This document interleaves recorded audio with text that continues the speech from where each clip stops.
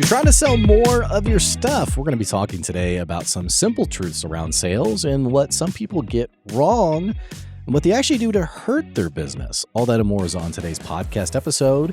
Hey, my name is Blake Benz. I'm the host of the Good Advice Podcast, and you've come to the right place to learn how to do business better. There's no fluff or theory on the show. It's just the stuff that actually works, stuff that you can actually apply today in your business. And as always, before we jump into today's content, we have a business that sponsored today's episode. Check out this quick ad, support your local businesses, and we'll be back soon. There's one single piece of advice that I give to business owners who are ready to scale their business drastically. And that's knowing exactly what you need to hand off so that you can continue focusing on what you're an expert in. It amazes me when I talk to business owners who are doing their own bookkeeping and tax prep, and worse, that they're going through all this paperwork at 10 o'clock, 11 o'clock, even midnight, slaving away trying to make sense of all of the numbers for their business. Business owners who are making it happen have already figured out that you can't do it all yourself. That's why I recommend Steve Lay with Equity Business Solutions. Not only is he an expert in bookkeeping and tax prep, but what I love about Steve is that he'll sit down with you and help you make sense of the value of your business beyond just reading a spreadsheet. You'll be able to make better decisions, and more importantly, you're going to save yourself the crucial time you would have spent going through QuickBooks or an Excel spreadsheet or whatever it is that keeps us up late at night. So save yourself some time and some money by giving Steve Lay a call at Equity Business Solutions, and he'll show you the value beyond your numbers. Go to equitybusinesssolutionsllc.com to find out more. So I want to talk about something today that it's not the first time I've talked about this. It's something that it's a consistent mistake that I've seen happen many times over the years. It happened this morning. And so I want to talk about this problem that I see with business owners, maybe younger business owners, younger in the sense of their business is a little bit newer. They're not as seasoned, I guess, in sales. And this happens a lot. And I'll give a quick disclaimer. This is just my perspective. This is not meant to be a slight or a dig at anyone in particular. But I want to bring up some very tangible ways to process how to sell more. And I'll just throw it out there from the get-go. How you talk about your business. I have found that many people focus way too much on how they package their business, meaning how they talk about it, how they pitch it, how they explain it. And there's a lot of effort. People think that marketing is figuring out the right buzzwords and the right descriptions and things like that. And what I have found over the years is that many times, even statements or descriptions or slogans or what have you really don't move the needle that much, except in very rare circumstances. You think about like a jingle that has been I think of J.G. Wentworth. I mean, they got so much value off that commercial. So it can work and it is important. But for many of us, I have found that we hyper focus on these kinds of details rather than simply doing a great job. And I'll give a few examples. Years ago, I worked for a consulting company that had this example around the power of simplicity. They talked about this company that ended up rebranding, and the way the company described themselves, this was like the value proposition, or maybe this was like the mission statement on the website, or I don't know exactly, but they said, we are a industry leading, entertainment focused, experience oriented service that, wows people. And you read that and you're kind of just like, okay, there's a lot of buzzwords in there, but what the heck are they? Well, they're like a Chuck E. Cheese, they're a pizza place, So at some point, these things just create confusion and they rob us of the power of simplicity. I had someone who I was following on LinkedIn, and they posted and they said, "Hey, what do you guys think of my new?" Because like on LinkedIn, if you've ever been on LinkedIn, you have like your profile, and like whenever you comment or write something, it has your headline, and your headline is like think of it as like your one line summary of who you are. And so, I think originally this was maybe like Blake Ben's roofer, like maybe like a title or something. Over the years, this has been like a personal branding statement. So it's become things like, I help people who are stuck get unstuck, just like the random stuff that people put out there. Well, I had someone who had revised their headline and they said, what do you guys think about this? And to this day, I couldn't tell you what this person offers or sells. And it's a bit of an irony because this was before 2020 or whenever the movie Bird Box came out. But this person said, I help business leaders get outside of their bird box or something like that. And at the time, I used this as an example for like, what the heck? What the heck's a bird box? What is this thing? Well, now it's like, a traumatic movie from 5 years ago. But, you look at that and this person, again, it's not meant to be a dig, it's not meant to be rude, but this is someone who felt very passionate, felt very excited, felt like it was, they had something pithy or they had something different or they had something new. It was exciting. I was talking to a business owner years ago who his business name was some Latin phrase. I couldn't tell you what it was. It was like some literally random Latin phrase. And I was like, well, how did you pick that? And he was like, oh, it means like to grow endlessly or like to grow with resilience or something like that. And he's like, I spent so long and so much money like creating that business name. And I was like, that is the worst business name I've ever. I didn't like actually say that, but I was just thinking like it's very difficult to even repeat what your business is called. So, but what we do is as business owners, we think like, oh, that's different. Oh, that's new. Oh, that stands out. And, it's kind of a trap.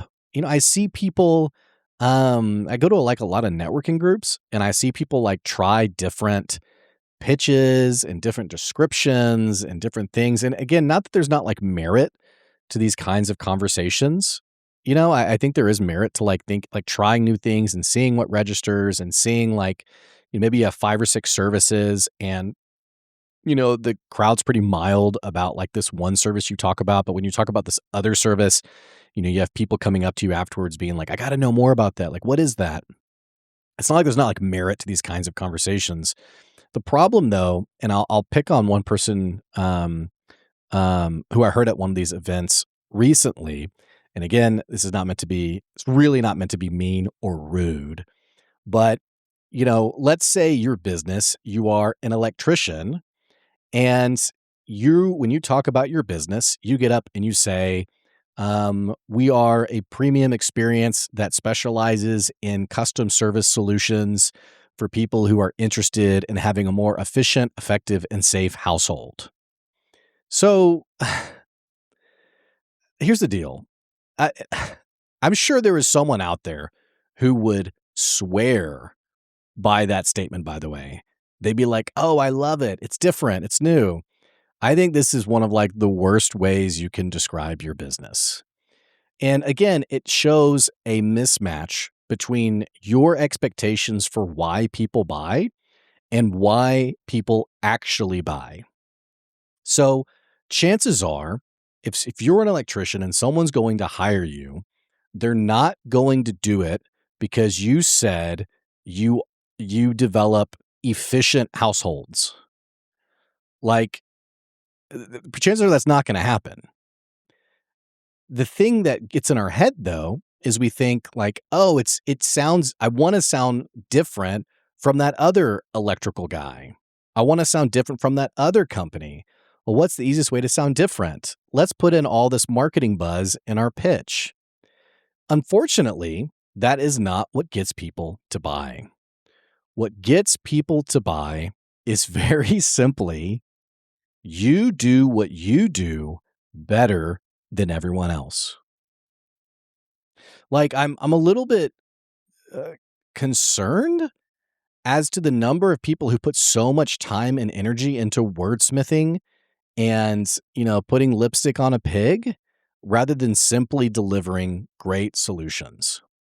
I can tell you that almost all of our effort at good advice is put into better results and improving results and building portfolios of like real value than it is like our next big marketing campaign. So understand the next time that you're at an event or you're talking about your business, it's infinitely more compelling for someone to simply know who you are, what you do, and what's your proof of it working. What's your proof? Who are the businesses? Now, unfortunately, in today's day and age, like people can easily lie. When I was really going heavy on like the podcast side of my business, like the podcast production side of the business, I had a guy reach out who was like, "Hey, I'd love to collaborate, yada yada yada." I've all these amazing, and the whole thing. This is the other thing too is like when people talk about the work that they've done as you get older in business, certain things just do not make sense. Like I was talking to my wife about this, about someone else who was talking about their business. And I was like, the way that he talks about his business is not how people talk about business. You know what I'm saying? Like I was like, the way he describes his business is not how people describe their business. It is not how, the moment someone is describing their business and like I don't know, they're an e-com, maybe they sell shirts online or something like that. The moment you ask someone like, "Hey, how's the business going?" A normal person is going to say, "Hey, it's going great. Yeah, we got our website on Shopify. We're just trying to grow from X amount of orders to this many orders. Yeah, we're mostly feeding leads through Meta. We're running ads. We have a budget about this much. We're seeing, our return on ad spend is about this." Now, granted, the average person isn't going to reveal like every single detail, but they're just going to talk about their business in a way that it just makes sense to another business owner. Or maybe they're going to talk about costs or margins or profit margin, or maybe they're going to say, our cost to close or our time to close or life cycle of a customer, customer churn. Like there's just very simple conversations that happen with mutual business owners. And by the way, if not every single one of those terms like pings with you, it doesn't mean you're incompetent. It doesn't mean you don't know. It's just some of these things reflect where you are in your business journey. And that's actually kind of my point. If I'm talking to someone, this is the example I was telling my wife, if I'm talking to someone and they're talking about all the success they're having in their business, and I ask some questions about the business and they say something like, a really common hot phrase is verticals. Like, oh, we're really being elastic across a number of set variables.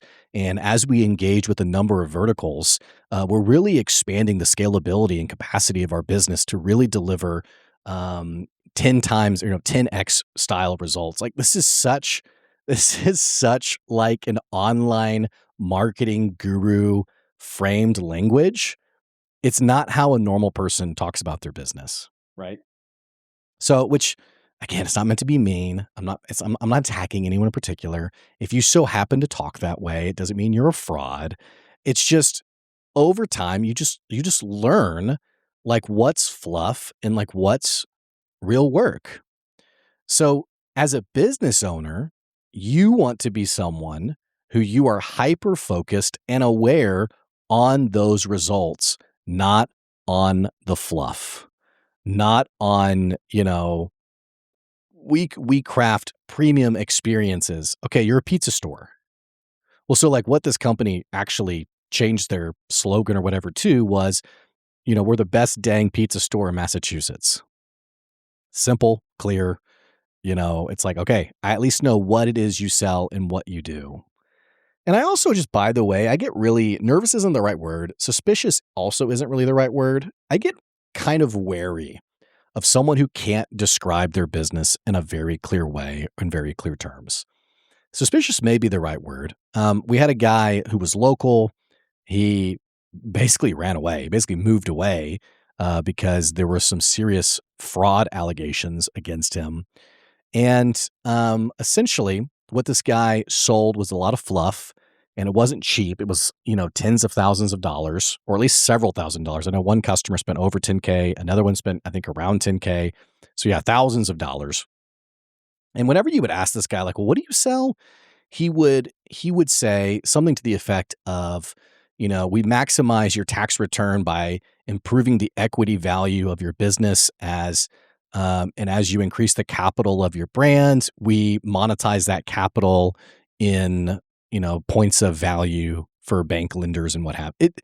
There's just so much loaded in that statement that it's like enough for it to kind of make sense.